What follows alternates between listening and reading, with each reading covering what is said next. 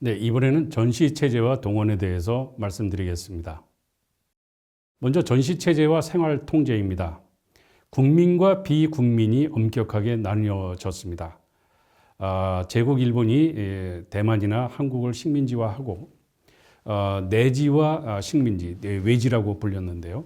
내지와 외지 사이에 구분이 있었지만 이 내지든 외지든 다 일체라고 하면서 천황의 적자라고 하면서 하나로 한 묶음으로 한 다음에 국민과 비국민으로 나눠서 국민적인 삶을 살 것을 일본의 그 주민들에게 강제를 했던 것입니다. 먼저 국민과 비국민의 관계에서 보면 황민과 황군입니다. 일반인들은 황민이고 이 황민 가운데서 군인으로 나간 사람들은 황군입니다. 그래서 당시에 일본의 영화를 보면 군의 소집 영장을 받았을 때 그 이제 빨간색 종인데요. 그 악가감이라고 해서 빨간색의 그 종이를 받으면 이제 전쟁터에 나가서 죽을지도 모르는 전쟁터에 나가는 것인데 마을 사람들이 모여서 만세를 부릅니다. 만세를 부르는 이유는 드디어 누구누구가 아무개집에 누구누구가 황군이 됐다. 드디어 천황의 군대, 천황을 위해서 싸울 수 있는 군인이 됐다. 그걸 축하한다라고 하는 점입니다. 그러니까 황민의 삶도 황군의 삶도 오로지 나라를 위해서 사는 그런 것이었습니다. 나라를 위해서 산다고 하는 것은 바로 천황을 위해서 사는 것이고 그러기 위해서는 바로 국민된 자격을 전면으로 내세우지 않으면 안 되는 것이고 그래서 나라를 위하거나 천황을 위하는 것에 조금이라도 주저함이 있어서는 안 된다. 그건 바로 비국민이나 마찬가지다라고 하는 것입니다. 그러니까 비국민이라고 하는 게 사실은 일반 생활인의 감각일 수도 있습니다. 우리가 항상 오늘날을 사는 우리들도 대한민국 국민이고 또 일본 국민이고 미국 국민이고 그렇지만 다 국민이라고 하는 것을 항상 24시간 의식하면서 사는 것은 아니죠. 그러면서도 이제 누구의 그 남편으로서 아내로서 아들로서 딸로서 부모로서 또는 대중교통을 이용하면 승객으로서 일반 생활인의 감각을 가지고 살아가고 그러는데 그런 것들이 일체 부정되는 오로지 나라를 위해 천황을 위해 국민적인 삶을 살 것이 강요되는 그런 상황이었습니다.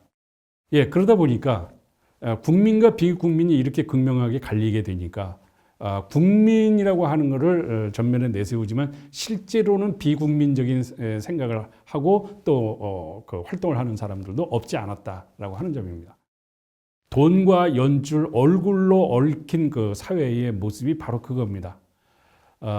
그렇게 국민적인 얼굴로 살아가야만 하는 상황이지만 돈이나 연줄이나 또는 얼굴로 그런 개인적인 인적 네트워크를 통해서 약간 좀 빠져나간다든가 하는 그런 일들이 일상적으로 벌어지게 되고 오히려 오로지 국민적인 삶을 살 것이 강요된 상황 속에서 그것을 순수하게 받아들여서 정직하게 그렇게 산 사람들은 정말 어이없는 꼴을 당하기도 하는 그런 모습이 바로 제국 일본 시기의 일본인들의 모습이었고 또 식민지 국민들의 모습이었습니다.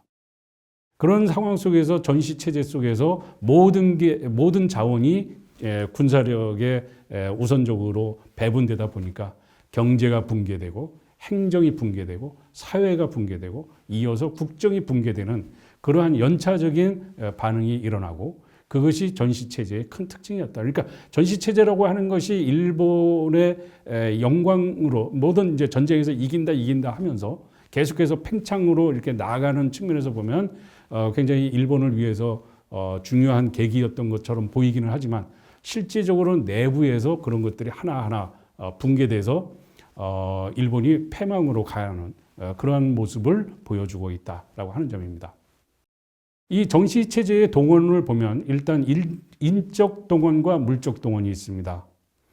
인적 동원을 보면 강제징용, 강제연행, 노동자나 징병, 군인으로 군인이나 노동자를 이제 징병을 강제로 하는 겁니다. 정신대 그리고 일본군 위안부 군용의 여러 이제 징발 같은 것들이 있어 왔습니다. 근데 이러한 동원이 굉장한 강제력을 가지고 있었다는 것입니다. 인력 동원의 강제력에서 예를 들어서 조선의 노동자가 일본으로 가는 데 있어서 처음에 자발적으로 가고 나중에 관알선으로 가고 나중에는 강제 동원되고 하는 내용들이 나오지만 자발적으로 갔다든가 또는 관알선이라든가 하는 것도 사실은 강제력이 어느 정도 행정 권력이 어느 정도 이제 작용하는 그런 측면들이 있다고 하는 여러 보고서들을 보면 어떠한 형태로든 국가 권력의 강제력이 작동했던 그런 측면을 볼 수가 있습니다.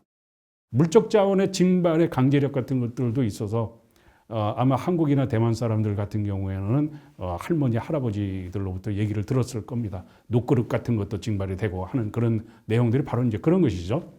일상생활의 가장 필수품인 그러한 것조차도 다 오로지 전쟁을 위해서 국가가 수행하는 전쟁을 위해서 징발됐던 그런 동원을 보이고 있고 그 동원이 강제력을 기반으로 해서 이루어졌다라고 하는 것을 알 수가 있습니다.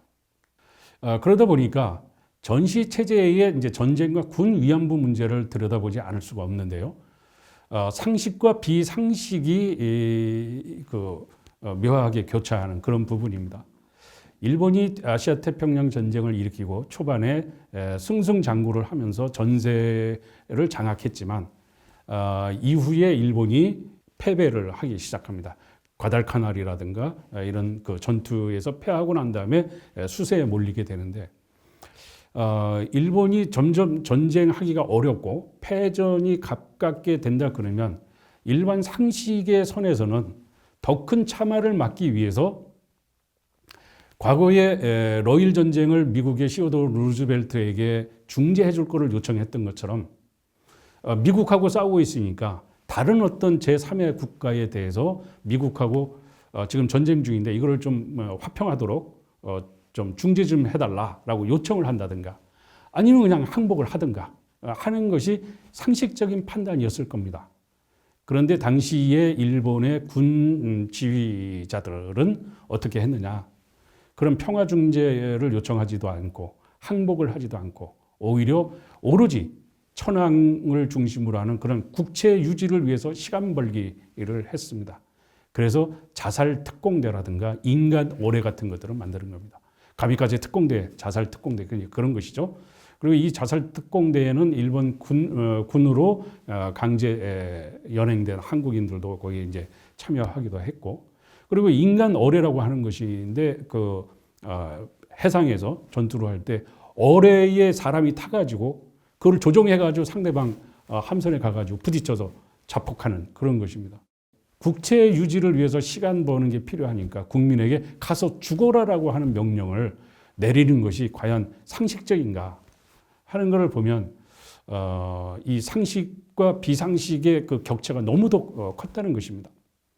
이렇게 비상식적인 그런 측면이 너무 강화되는 상황 속에서 원자폭탄이 떨어지고 여하튼 간에 일본이 패방하게 되는 그런 상황인데 이 위안부 발상 같은 경우도 비상식의 극치라고 볼 수가 있겠죠. 군을 위안하는 방법은 여러 가지가 있었을 것입니다. 뭐 휴가를 준다든가 여러 가지가 있었을 텐데 그 성욕을 해소하고 또는 성폭행을 예방한다 하는 그런 미명하에 군 위안부를 조직적으로 관리를 했다라고 하는 것은 이게 소위 말해서 메이지 유신 이후에 문명을 아시아의 다른 나라에 비해서 가장 빨리 가장 광범위하게 성취한 일본이 문명 국가를 자임하는 일본이 저런 위안부를 둔다고 하는 게 가능한 일인가? 근데 일본에서 보면은 그 위안부라고 하는 군 위안부는 어느 나라든지 다 있었다고 하지만 조사를 해보면 결코 그렇지는 않단 말이죠.